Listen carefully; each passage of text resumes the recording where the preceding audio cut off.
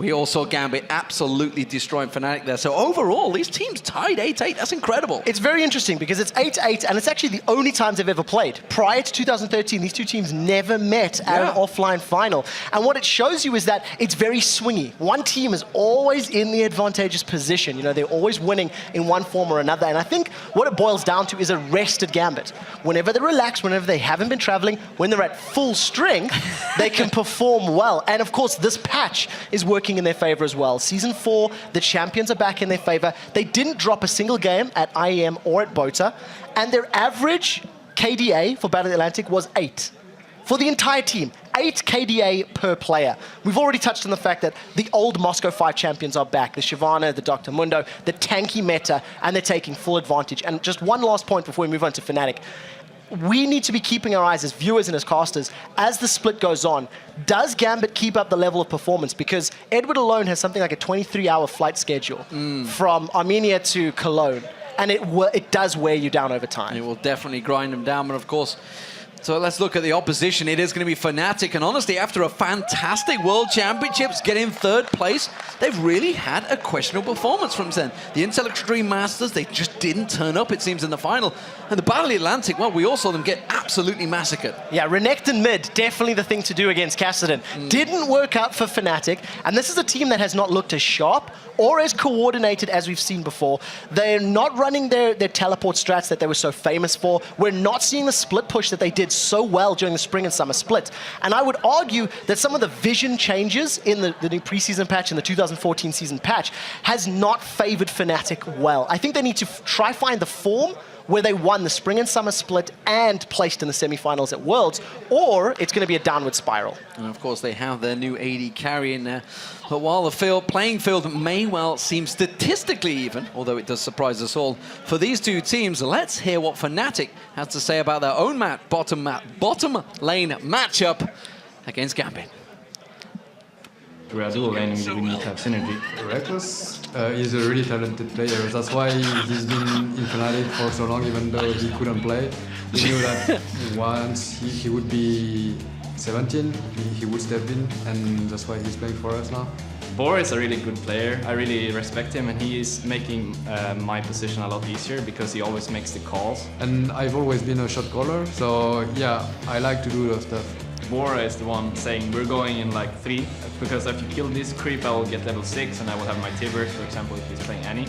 And then I know that in 3 seconds he will flash down and I need to be ready. If I don't follow up, he might end up dying.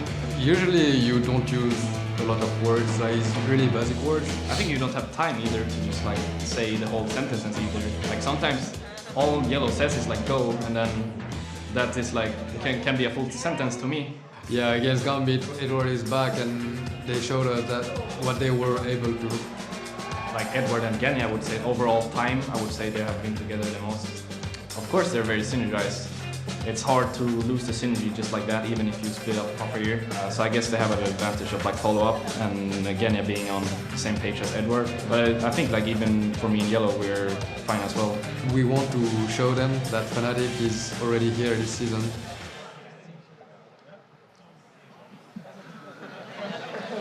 Well, what a great video. And honestly, talking about the new lineups they have, it's going to be interesting to see how they perform. Both teams have completely new bottom lanes. Yeah, go. Go indeed. Let's check out those starting lineups before and get the game underway, because on the blue side it is going to be Fnatic in that top lane, so as the 1v1 World Championship, but we'll see whether that works out for him. Cyanide, of course, in the jungle, played brilliant at World Championships. Peke in the mid lane, the new AD carry, Reckless, and of course alongside him, Yellow Star in support. And of course, on the red side, it is the men in suits, also known as Gambit. Darren up top, Diamond in the jungle, Alexic in mid with Genja and Edward as your AD carry and support. And you know, these two teams, they are completely full of superstars. And well, we're going to focus on the top lane. Soaz up against Darian. Soaz, of course, hasn't really been able to impact the game currently like he did last year. Not at all. Take a look at those numbers there. 2.3 KDA at IEM, 0.7 KDA versus Cloud9. And Soaz, a number of things have been going against him. First of all, teams are focusing him. If you think back to Cloud9, there was a lot of ganks, there was a lot of roams. High playing Kassadin moved up to the top lane. On top of that, the tanky meta is not in Soaz's favor. Yes, he plays Renekton. Yes, he played Shen and Zac. but he hasn't transitioned to Karma, to Dr. Mundo. The power picks we're seeing now, he even played Karma, which is not necessarily what we're seeing. And for somebody that had a 6.7 KDA at Worlds, the highest for all top laners, Soaz is definitely underperforming.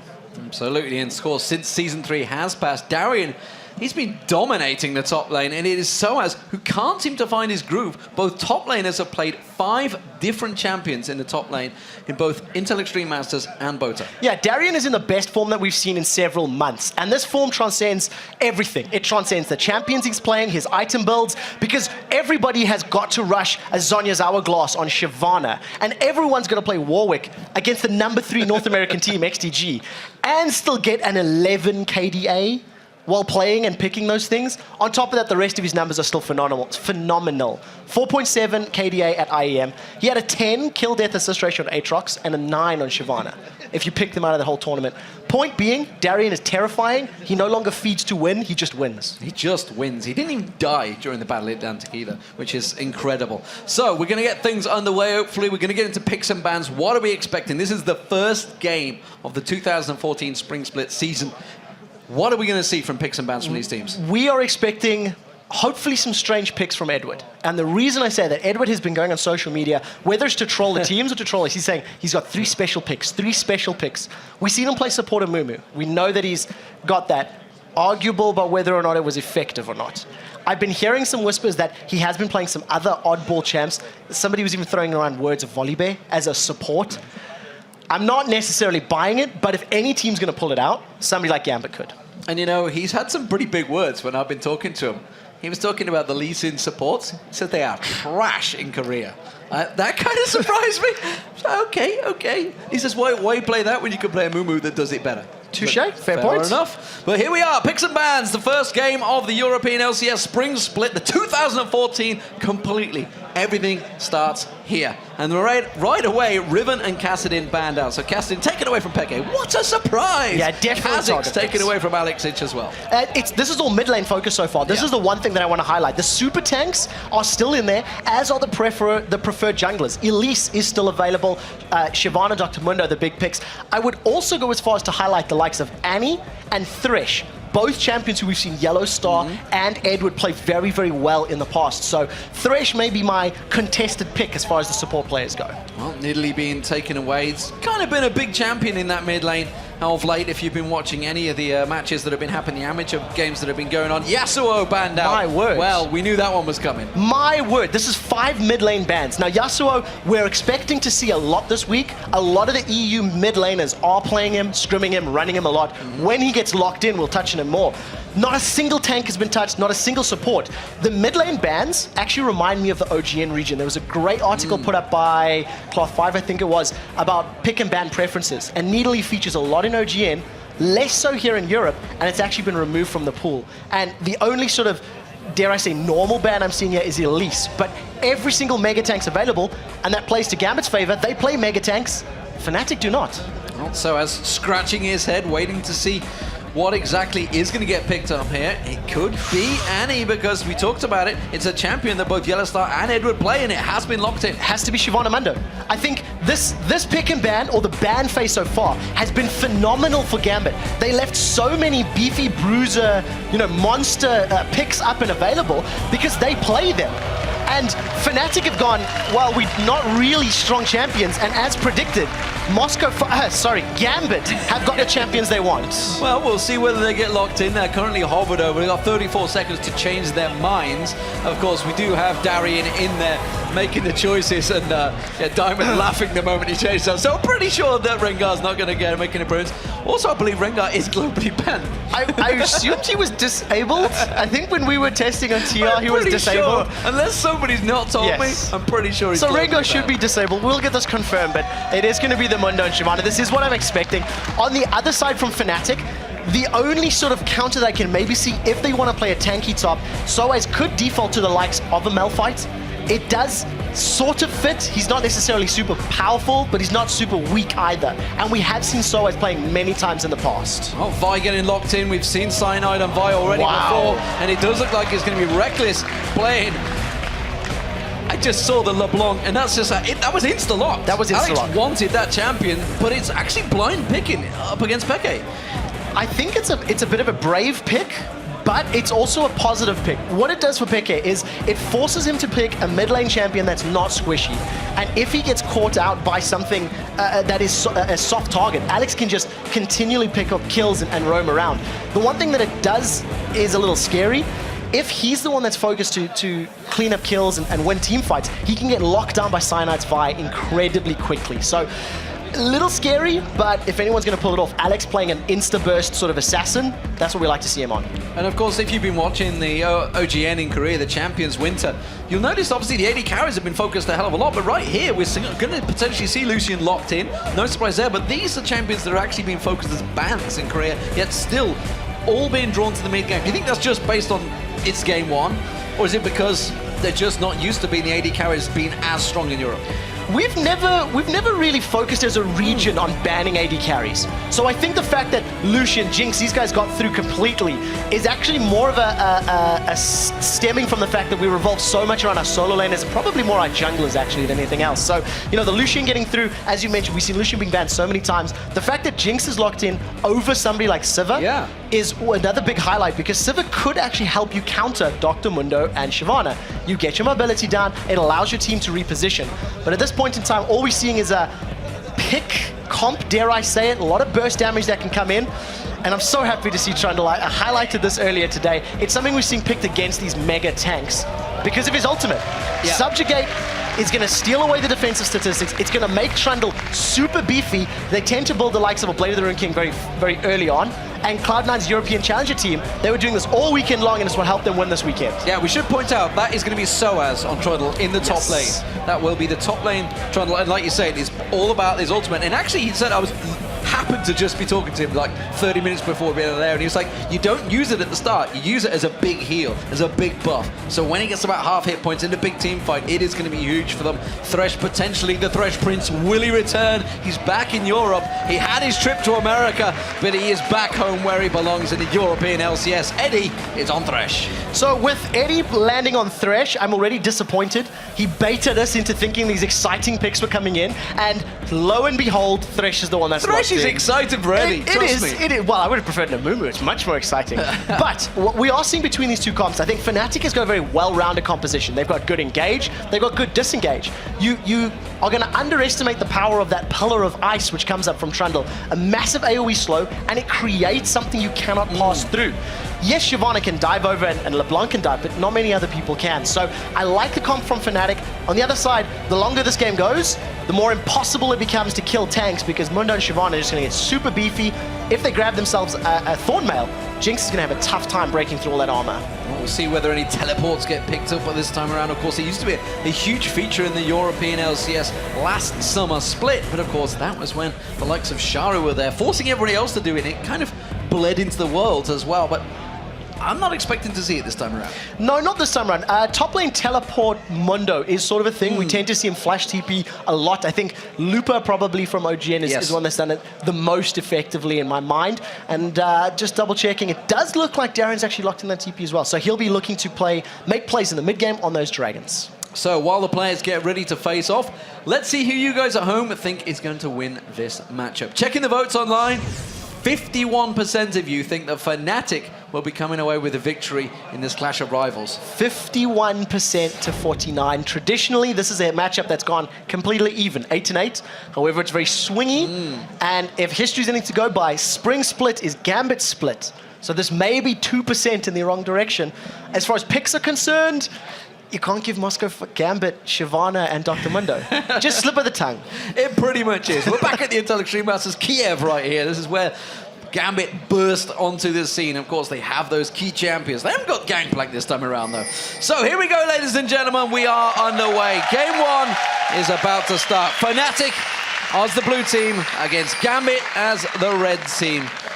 The beginning of what could be an epic season for Europe. Well, we'll see how this early game pans out. I think both champions, both teams have the ability to go for 2v1s, go for 1v1s, and it's going to come down to which team wants to push the towers quicker.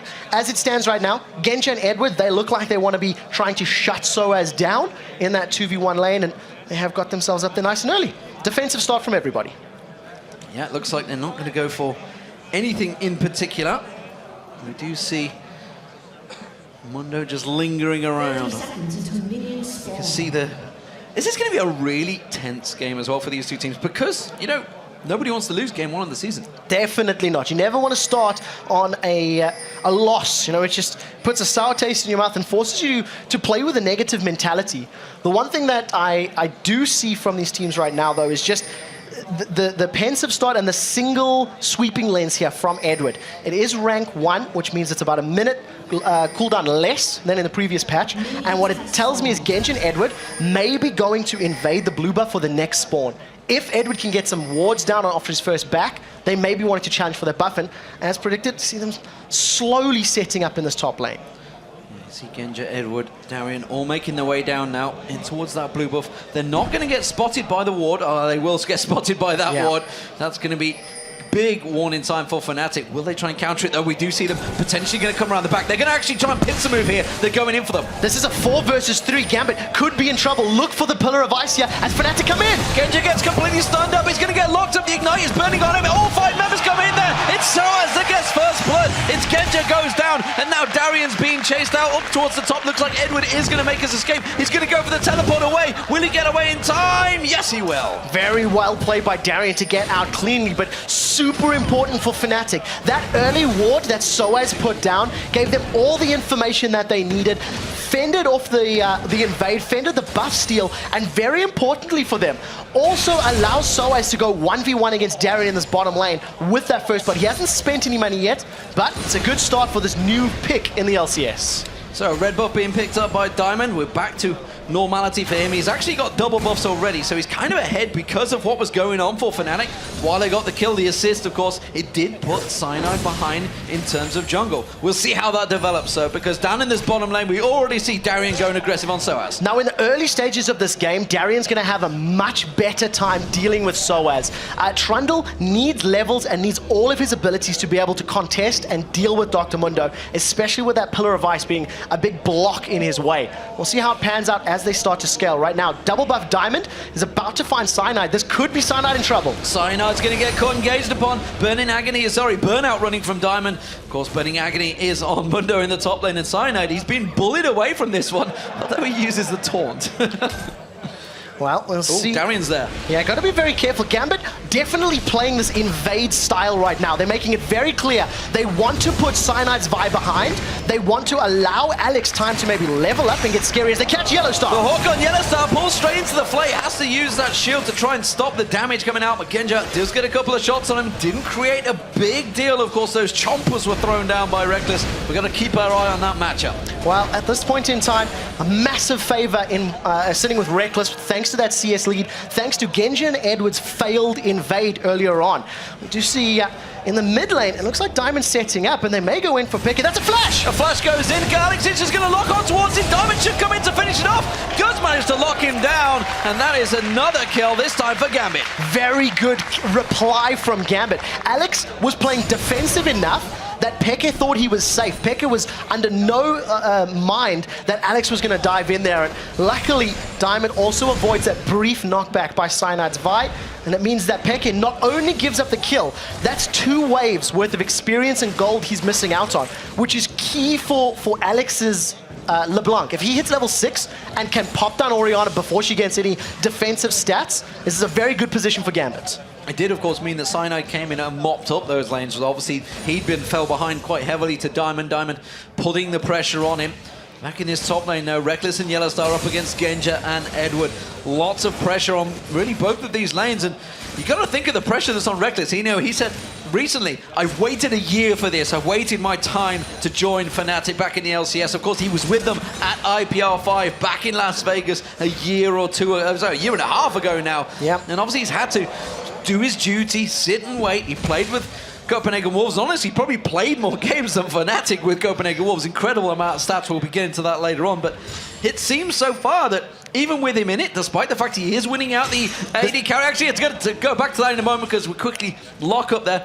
despite the fact he's had all of this time to wait, he's kept himself up at the top of the level. Yeah, that's for sure. At this point in time, though, we're going to see how he pulls this one back. We do see Cyanide sneaking into this bottom bush. He is level 4. There's no additional lockdown available here if they throw themselves in Darien. So if this is going to be a dive, it's going to be a brave dive indeed. They have caught Darien. They're going straight in towards him. He has to force the flash straight away. It's going to be a tower dive, but it's not enough. Coming around the backside, he's going to be Diamond, though. Can he lock on towards it? Darien! Flash comes out from Soas, gets locked on towards him, but Diamond could go for the double kill. Get Soas, get one down. Cyanide is down, doesn't fancy taking on Soas. Darien definitely shouldn't have stuck around. He burned his flash, he was low. He should have known that Soas had not used his ignite, nor had he used his flash. It's not over yet, as now Soas is still toying with Diamond, and as we talked about, that level 6 combo from Alex in mid, allowing him lane control. So a little bit of misplay from Darien. Maybe we spoke too soon. Maybe feed to win is the way to go in this game. We'll see whether it works out that way. Of course, generally when he does die, he tends to die a lot. It just tends to snowball and follow through. And so as, of course, 2-0 up, didn't manage to get that first blood of the game. But it is, once again, this top lane, Genja and Edward, pushed up against their tower. Big differential building, 56 to 36 CS right now between Genja and Reckless. The threat potential of an Annie in the early game is immense because of the fact that Edward's hook has a very high cooldown. If he throws it out, doesn't connect or misses, he's got no more zone or threat potential. However, Yellow Star running around with that stun primed means you cannot go in for poke. You cannot go all in unless you want a full complete fight. So I think Yellow Star is playing this zoning perfectly, and they've allowed themselves to pick up all of this additional CS, which stems all the way back to that very, very early invade. But good play for Reckless and Yellow Star to maintain control of that lane. Well, the blue buff goes across towards Alex Ich, and of course they will have the timer on the Fnatic blue buff. Remember, they were over there exchanging for that one at the very beginning, so we'll see whether they try and counter that one. Peke will be heading over that way at the moment. Cyanide isn't around there, although he's going a little bit early, it seems. Yeah, just a tiny bit at this point in time. Now that we've finally got a little bit of a slowdown in the game, I just want to touch on some of the things that Trundle can do, which are very, very key for this matchup. First of all, in these prolonged sieges and in this longer laning situation, he's going to be able to get a lot of HP back thanks to his passive. He gets a percentage of whatever's died around him, so minions, etc. One of the other things that he does well is he steals stats. His Chomp steals attack damage, that's his Q, and his ultimate Subjugate steals health as well as defensive statistics. So it is something to keep an eye on. Yellow's gone in! Got flash straight in, Timbers on towards him, but there's not enough damage coming out, and now Yellow Star gets pulled in towards the tower. Diamond joins them at the top here. This could turn out horribly for Fnatic. That's going to be a double kill! The super mega death rocket! Oh, and Diamond gets flashed away by Reckless, but can he close the gap? He's going to go in towards Reckless. He should. No! Barrier bait pulls him out, and they don't get anything. Ladies and gentlemen, the super mega death rocket with the execution takes out Genja and Edward.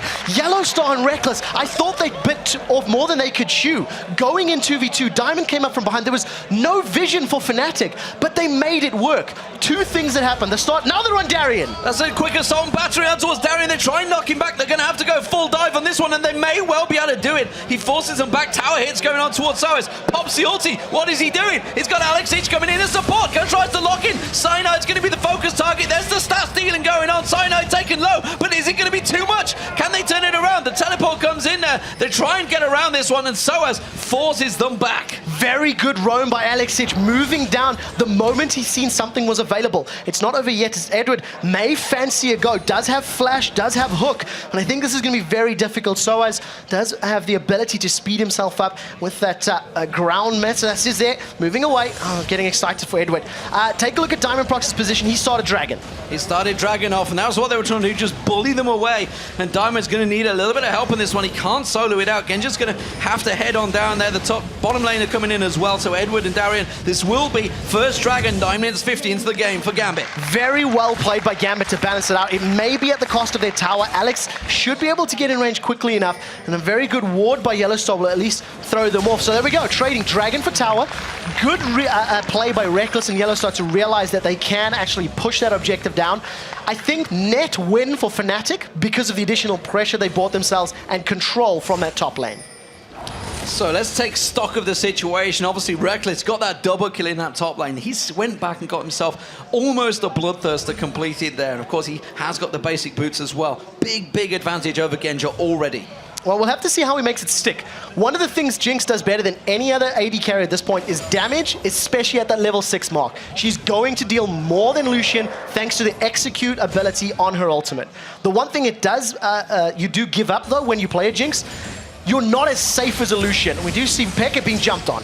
Sitch going aggressive there, didn't quite get enough down, but I'm looking at the bottom lane. 4 members of Fnatic going to start stacking up here, Trevor. Well, it looks like they may want to try to take the tower down. I think if Fnatic decide to play this sort of fast, well, as we say that, Soaz backs off, but if they try focus down the tower, they have the option to get all the outers down, set up Vision to challenge for buffs on this next spawn in the next sort of minute and a half, 2 minutes, and then go for the next dragon, which I think is probably what they're setting up. A good bait there by Soaz in the recall. There's no ward just a Gambit. Got to be a little careful. Well, they seem to know the position of Cyanide because look at Diamond. Diamond's just come in, taking everything away from the jungle of Fnatic. This is almost like the old Moscow 5, like you mentioned at the start. Coming in, taking everything. It's what Darian and Diamond do best together. However, they're falling behind Fnatic in terms of kills. Of course, in terms of gold as well, it's definitely going their way. Alexic still not quite getting the flow that he wants to against Pekka in the mid. He is doing fairly well for LeBlanc, though. LeBlanc is very difficult to CS with, especially in the early game. And to be only 10 CS behind an Orianna, who's phenomenal at CSing, I think Alex is doing a very good job, keeping himself in the game, keeping himself relevant. He is also blowing his ultimate basically on every cooldown. Just before we switched away from mid lane, you could actually see that that Mimic spell had already been used. The biggest story right now, though, is that because of Cyanide's repeated gank attempts, he's about 35 CS behind Diamond Prox, who's just farming his way and counter-jungling his way into a controlling position. Darian not seeming to care too much about Soaz, who's having to come in towards his top lane and churn through as much as he can. Darian heading back, they have full vision of him. He actually just passed the pink one, didn't even bother destroying it. Despite the fact it's visible, he didn't care, he wanted the top golems. Not using attack move, it's something we see actually very often, and I know during the quarterfinals of OGN, there was one pink ward that lasted about 14 or 15 minutes if I recall, just nobody attack moved through the bush. We'll have to see how long that pink does survive. As Vision, definitely in favor of Fnatic. If you look all the way down the river, take a look at how much control they have, especially on entrances to their jungle. I think Fnatic have realized Gambit are doing a lot of counter-jungling, a lot of invading, and with all the wards that they have set up, they may want to challenge the next time that Diamond Prox comes knocking. We'll see how it works out at the moment, though. Looking back towards the middle lane, we do see Peke once again engaged on by Alexic, not managing to really land his full combo. Flash tippers on towards Genja straight away. He should be at dot away. No! Completely locked up, and he had nothing he could do. Nothing he could do. The stun wore off and he was locked in place by the Flame Chompers, plus all of the burst that this BF Sword Vamp Scepter Jinx has. There's nothing Genja could do. He needed Edward with him. Without Edward around, they were able to go for that engage. And unfortunately for Gambit, they're going to lose their second tower right now. Reckless gets excited, going to clear this wave up, and he's going to back off to buy. Well, not a bad first game straight away, but to see again, once again, Alexic going in towards Peke, still not quite landing that leash, that full combo on towards him, and Peke just dodging out, using that defensive ball. Diamond once again hunting around, invading the jungle. Yeah, that does two things here from Alex. We keep seeing the same combo because he wants to be able to farm. He's still only 10 CS behind, and he doesn't want to let Peke roam. He doesn't want Peke to leave that lane to try and help any of the rest of his teammates, or even try to prevent the counter jungling. So by getting in Peke's face over and over and over, it's basically removing that extra force that Fnatic could call on. Edward sat lying in wait in his mid lane, but Alex is already backing up. Alex has actually gone for wolves. Edward's like, guys, I'm stood here waiting. But Alex didn't care, he's gone back to wolves. Diamond's going to be taking that red buff. He's on a farming mission right now in this jungle, and this may become a problem as we get into late game. I think it's definitely going to become a problem. He's already been, invaded multiple times without being shut down at all. He's got 2 kills to his name, and we've seen just how scary Shyvanas can become if they're left unchecked. The one thing I would also like to talk about with the junglers, in this patch, the Spirit of the Elder Lizard, the passive has been changed from that Bounty Hunter, which gave you bonus gold on kills, to now the Conservationist, I think it is, which gives you bonus gold on the large camps in the jungle. So at the very least, Cyanide is going to be earning more gold than you would usually see in previous patches with that item. Oh, as I'm talking about their item builds. Oh, actually, Peke is going to get engaged upon once again. This time the leash does land, but not a great deal of damage still coming out from Peke. Alex Ich on towards Peke. Peke just not pulling the trigger yet. He's really holding on to that shockwave. Doesn't want to go aggressive, but it was the top laners I want to talk about. Soaz going full damage build, it seems, while Darien, of course, going that standard tanky Mundo. Yeah, Blade of the Ruin King is actually sort of the standard item that you would pick up on a Trundle. You see these two super tanks going back and forth. Neither has used their ultimate yet. And one of the keys for Trundle is look at his HP mid-fight as he goes down. We'll see when he decides to use Subjugate. Doesn't even need it right now. Just Pillar of Ice and that gets rid of Darien. And I think it's a good pick from Soaz, but we need to see if he can deal with two super tanks. One-on-one, Trundle's going to do fine. He's going to steal your stats 40% of your armor and MR and gives it to himself for about 6 or 8 seconds. It's a very good position to be in this mid-game.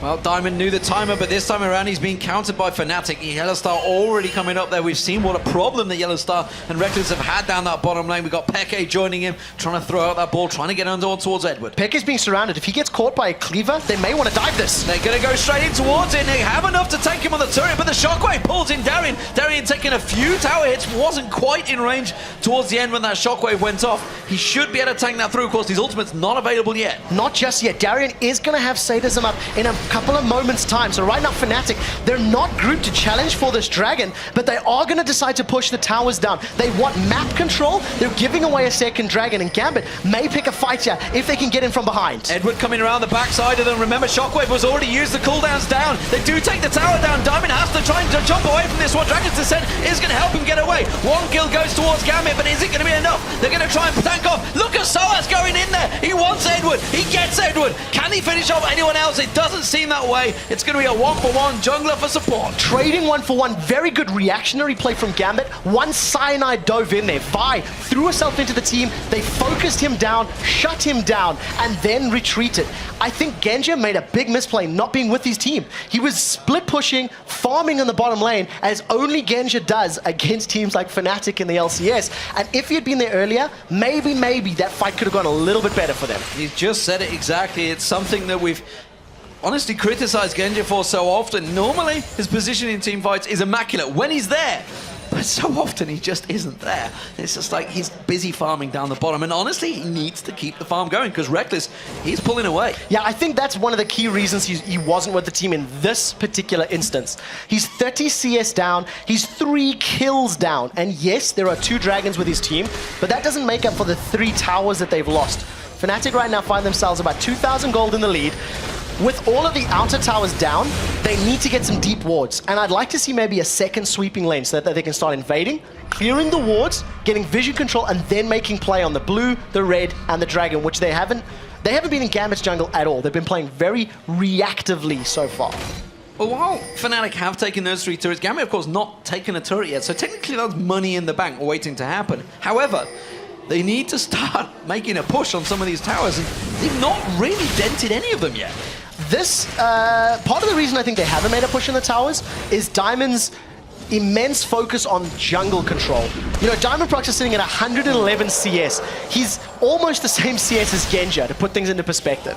And he's spending so much time roaming and stealing camps as opposed to helping AD carries and pushing the tower. And right now, Diamond may want to pick a fight here with Soaz. He does throw down the Filton's going to get away. Yeah, he just passed straight by a ward in that tri-bush once again. I don't know whether it's not the ping ward anymore, but he went straight across it. Diamond's going to try and close the gap here, but you can see Cyanide is reacting. Puts a ward down by blue. They have him covered. And while Soaz wisely trying to back away from this one, sticking around that tower. The rest of Gambit, though, are grouping up in the mid lane. They actually had a numbers advantage here. They had a 3v2 setup without Yellowstar being there, and they could see clearly Reckless pushing, but I think they're erring on the side of caution right now, realizing they're a little bit behind. They've backed away and they haven't actually committed to that tower. Once again, Diamond with his focus, he's making it very clear. He wants to be in the jungle. He wants to be in Fnatic's side of the map, creating a psychological terror as well as denying them all of those objectives. They do have great vision control though. They saw every single little bit of movement of Diamond there, so they know the bottom is pretty much clear, and again, now they're going to group up and keep on shoving those waves. In terms of farming, well, it's actually even because there's a couple of lanes winning it back and forth. You can see Soas actually does have a slight edge over Darien right now. Of course, let's not forget, he's got 3 kills, so in terms of gold, you can see it's around about 500 gold difference. In terms of jungle, though, look at that big difference between Diamond and Cyanide. And even bigger in the AD carry role, 2,000 gold separates Reckless and Genja, a BF sword as well as the attack speed dagger. So Reckless is in a very strong position, and he needs to make use of that power spike right now. You can see Fnatic grouping up as a 5-man team. They've got immense vision control. This tower's going to fall before Gambit can even get there. They're going to try and bully their way through it, and again, that tower does fall. Gambit cannot react to it, and that is the 4th tower without reply that Fnatic have taken down. We talked about in the pregame how during Intel Extreme Masters and Battle of the Atlantic, Fnatic did not look crisp and they did not look coordinated, especially with the roaming and the rotations. This time around, they're making it very clear they've got great vision control. There's going to be a love tap here from Diamond and somebody decides to back away. And I think very good positioning from Fnatic, realizing with the vision we've got, we can just quickly rush down this tower. Static Shiv Bloodthirster on Reckless. He's a tower-killing monster. And they're shoving them down one after the other. Looks like they're going to try and group up here, dragging up. It's a good 1.5 minutes, so they're not going to go pushing for that. It seems in mid lane, they may well just try and prevent Gambit. They expected a reaction. Didn't come from them, and Gambit happy to just sit this one out for the moment. Gambit have always been able to win late game team fights, but they need to be able to, they need to not fall too far behind. 3,000 gold right now is a sizable chunk, and in 3.15, that's actually a pretty strong lead at this point in the game. The numbers would have been higher on Season 3 patch because of course, towers were worth more, etc., etc. So the one thing Gambit needs to do is prevent falling further behind. They can't give up too many dragons, and they can't give up more kills. And then the scaling of Mundo and Shyvana will help bring them back in these later team fights in the next sort of 5 or 10 minutes. 50 seconds until Dragon, and it seems that teams are almost certainly setting up for that one. Fnatic have all backed off. I'm expecting to see Soas start to head south in a moment once he wipes out that wave. You can see Gambit already setting up, trying to sweep those wards away, but nothing to be found so far. Edward's actually been the only one that was sat on that sweeping lens for a good portion of the game. Now we can see 2 being picked up by Peke and Yellowstar. Yeah, we'll see them starting to make them, pay dividends. As you can see, Fnatic actually just using the cooldowns, getting rid of any vision as they approach different areas of the map. Alex is playing very patient, but he stood right on top of Fnatic ward. I almost thought that Relic, that sweeping lens could have been a bait, but nevertheless, Fnatic right now got a good number set up. They're going to try force the mid lane tower. If they can win a fight in the tower, they'll roll back to Dragon. And once again, Genja is nowhere to be seen. He needs to react very quickly. Yeah, he's not in position right now. He's going to make a move. This Dragon has just respawned. You can see Fnatic, 5-man, already pushing in to get in towards that spawn point. Genja's still only at the inner turret in the mid lane, so he's got a long way to go yet. And Fnatic have already started this one off. Now the rest of Gambit close in. Yeah, the super tanks are grouping up. Diamond is going to go in. Sadum's come down, and here's the fight.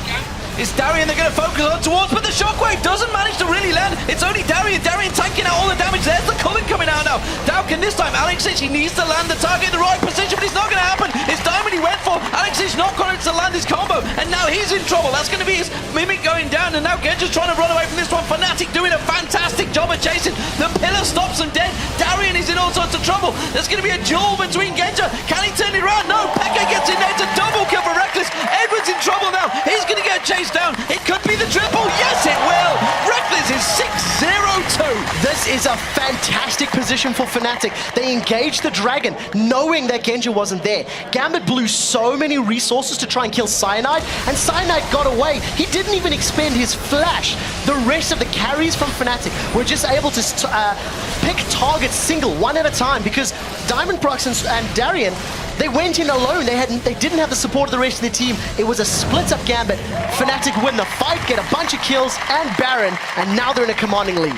Speaking to Fnatic before this game, while they were having their food, preparing for this, they were telling me, D-Man, I'm worried. We're worried about this game coming into it because we've won all our scrims. We normally lose our scrims and then win the games, but he said we've won all the scrims. We are very worried about this one, and it seems they've come into this one highly focused. Yeah, take a look at the replay. This is exactly what I was talking about now. Diamond is up at the top of your screen. Darien is nowhere else, and the shockwave, yes, it only caught Diamond Prox, but the key is that Gambit are too split up. That's a 5-man death ball of Fnatic. They pick a single target, focus him down, and you've got, you know, Orianna dealing damage, you've got a Blade of the Ruin King Trundle dealing damage, and of course Reckless with red buff, with area of effect splash damage, thanks to that, you know, switcheroo on her Q, using the rocket launcher, continues chasing down, and it just boils down to Gambit being not grouped up enough. If Genji was there 5 or 10 seconds earlier, they could have committed to a fight as a 3-man or 4-man, and it would have worked in their favor. And that's another turret going down. 5-1 now in Fnatic's favor in terms of turrets. Of course, they have that Baron buff on them as well as that 4,000 gold lead building up. Fnatic are in control of this game. They have that blue buff, though, being stolen away by a cheeky Darien. And he does have teleport. This teleport not necessarily working out for him just yet. He may decide to use it to sneak away. Or he's going to just get a nice smart pathing. No vision here from Fnatic. Well, they know where he is. He may get caught out. He should be able to save him away. He had his ultimate for movement and etc. So Darien gets away with a nice little steal. But I think the one thing I'd like to highlight, he hasn't used his teleport enough. We haven't seen it being needed, and I'd like to see it being used to maybe wrestle some map control back. Let Darien split push, try to take the bottom outer tower, and teleport to a fight early so he can be ready to actually battle. Darien feeling confident up against Soaz, despite the fact Soaz is 3-0-4 on a top lane trundle. It's something I have not seen in competitive gaming for a very long time, but it works so well. Now they're going to engage. He's dead. That's going to be another kill. Peke picks it up this time around. There's the shockwave pulling in the rest of Gambit. Gambit are dropping like flies. It's a triple kill for Peke. Can he get the Quadra? Diamond is just going to bully them away. They don't care. They're going for the tower. Soaz didn't even use his ultimate in that fight. The dive potential of that Via Sultan actually shut down Gambit. Now they're onto the inhibitor turret. That's going to be the inhibitor going down. Diamond can't prevent this one. He has to back away. The rest of Gambit coming out now as they're going to slowly spawn. Diamond joining them. But that is the first inhibitor of the game. Fnatic in total control of this match. 7,000 gold. They didn't give Gambit the chance to react. And I think Gambit had been all over the place. They haven't been able to defend one of their own towers.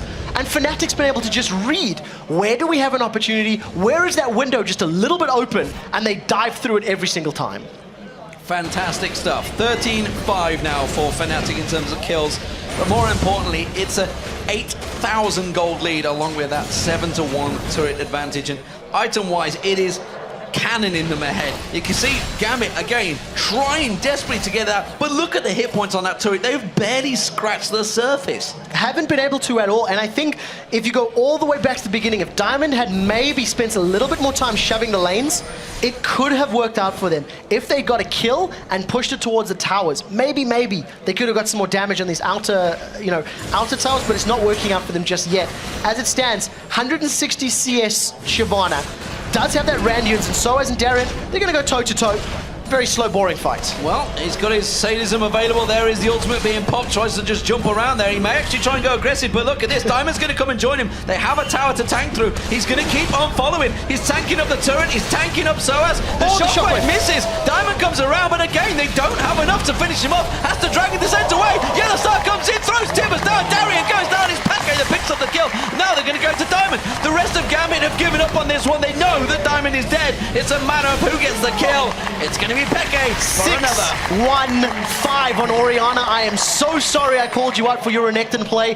That was terrible. This is not. Absolutely unstoppable. A slow start to the game. Peke was being jumped on by Alex every single time that Mimic spell was available. And from being put so far, playing so passively in the laning phase, Peke's made it all up now in this mid to late game. Now all of a sudden Fnatic with a 4-man push in this bottom lane. They're going to go for their next inhibitor turret. Yeah, the inhibitor turret's going down. Tibbers does drop to the culling, but that's about all it's going to get from it. They've taken half the hit points off that turret already.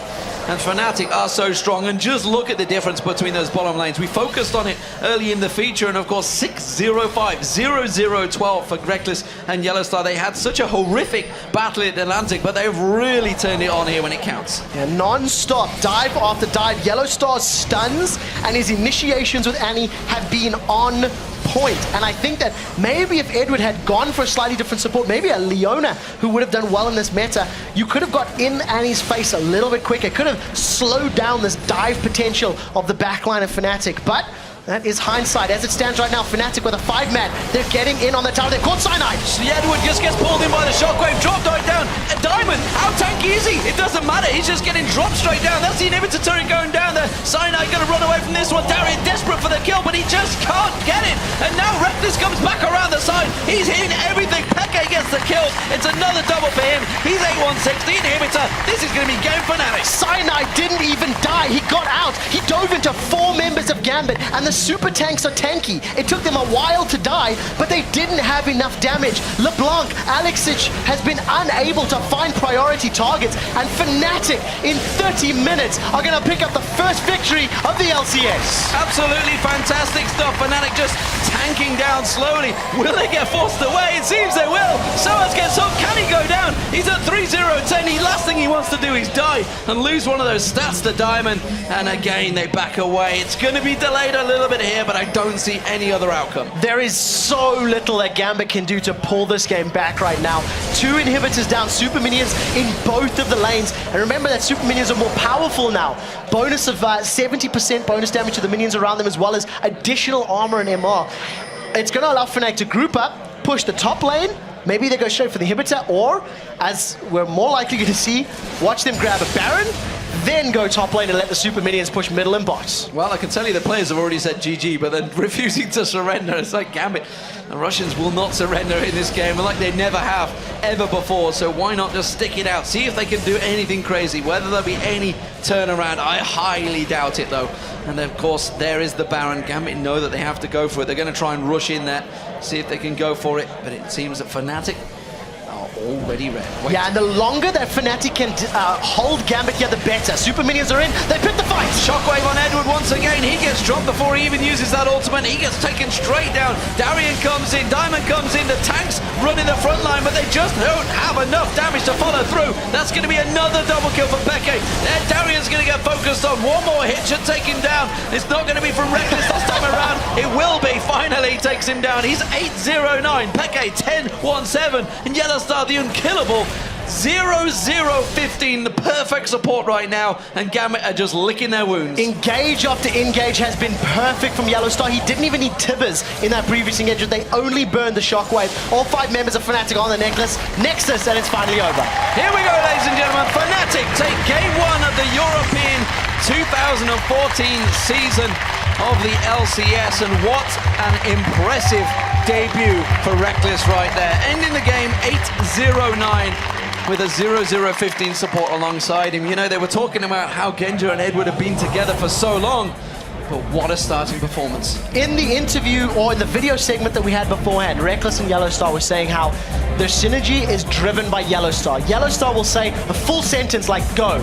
And Reckless knows everything that means, and on a champion like Annie, it's exactly what they're talking about. 1 more minion gives me the experience I need for 6, means go. The Flash Tibbers double kill in the very early game is what got that whole snowball rolling. And if you go even further back, that very, very beginning invade, giving Soaz first blood, Gambit miscalculating the early stages and unfortunately giving the advantage to Fnatic already. And you've also got to give it to Soaz, you know, it's a ballsy pick. Going with Trundle up against the Mundo Shyvana. You called it, you know, they're going to have to lock those in as the first 2 picks, but we knew from talking to the teams, this was the counter. This is the counter that seems to work, and Europe again showing the hand and basically leading the world and saying this is how you counter it. Yeah, so I think it's definitely an option. It's not like it's a hard counter. It's not like it shuts it down, but the power that a Trundle gives you to steal statistics and also gain all of those bonus stats that are so important when you are able to have crisp rotations. When you have a Trundle that can steal stats and tower dive with a Vi, and your whole team is there to back you up. Let's go mid, let's go top, let's go bottom, which is what Fnatic did over and over.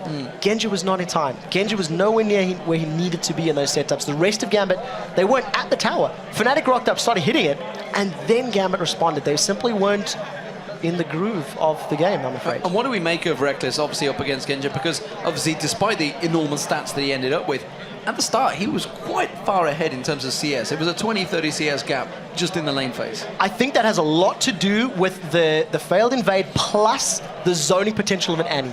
I think had it been a different support champion, the risk of moving into last hit, it would have been less for Genja. So what I mean by that is, as Annie charges up her stun, she just sits by the minion wave, by the line, shows her face, and almost goes, Genja, I dare you to go for that last hit, because if you do, I'm going to hit you with my full combo and shred 30% of your HP. And if I only do that once every minute and a half, it doesn't cost me a mana. It's a threat potential that Yellowstar had, and he played it perfectly. And finally, of course, the mid lane. What do we think of the insta-lock Alex Itch LeBlanc? He tried to burn them's combos onto Peke, but it just wasn't working. It didn't work. I mean, that's what it boils down to. He kept Peke in control in the laning phase. Was the only thing that we could say about it. He was unable to find targets in team fights. The dragon fight springs to mind where Mundo and Shyvana were around and Alex was off on the side above the cliff. I don't think he touched Reckless. I really don't think he got onto Reckless when able to pop him. The shield from Orianna was too great. Trundle was too tanky. You can't really kill Vi. With her passive, she gets a shield anyway. So I don't think that pick worked. And I probably would have preferred to see something else. Maybe even picking Orianna first. With the mega tanks, the mobility, the damage, I think that maybe could have even worked out for them. Well, ladies and gentlemen, we do need to take a quick 5-minute break here. But when we come back, Shox and Joe will be talking to Peke from Fnatic about their first victory of the season. Then, the new Copenhagen Wolves will be testing their strength against the Alliance team assembled by Froggen. The League of Legends Championship Series, we'll be right back.